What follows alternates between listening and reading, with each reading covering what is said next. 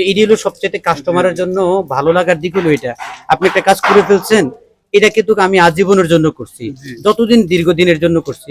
কিন্তু আপনি যদি 2 মিনিটের জন্য বা 1 ঘন্টার জন্য একটু যদি এটাকে রিপেয়ার করেন, তাহলে আপনার একটু কষ্টের জন্য আমার কিন্তু অনেক ভালো হয়ে যায়। সারা জীবনে একটা আপনি ফায়দা পেয়ে গেলেন কিন্তু ভাই। এটা কিন্তু অনেকে করতে চায়।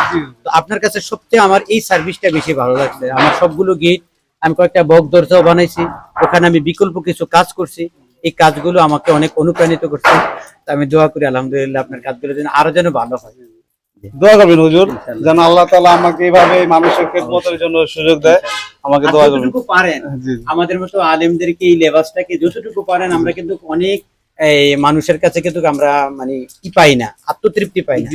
স্যাটিসফ্যাকশনের জন্য বলতেছি, যতটুকু সম্ভব মানুষদেরকে বুঝে শুনে যতটুকু পারেন হেল্প করবেন, আবার আপনার লস করার দরকার নাই। এটা ইনশাআল্লাহ ইনশাআল্লাহ। ঠিক আছে হুজুর ধন্যবাদ আপনাকে, হুজুর দোয়া করবেন আমাদের জন্য।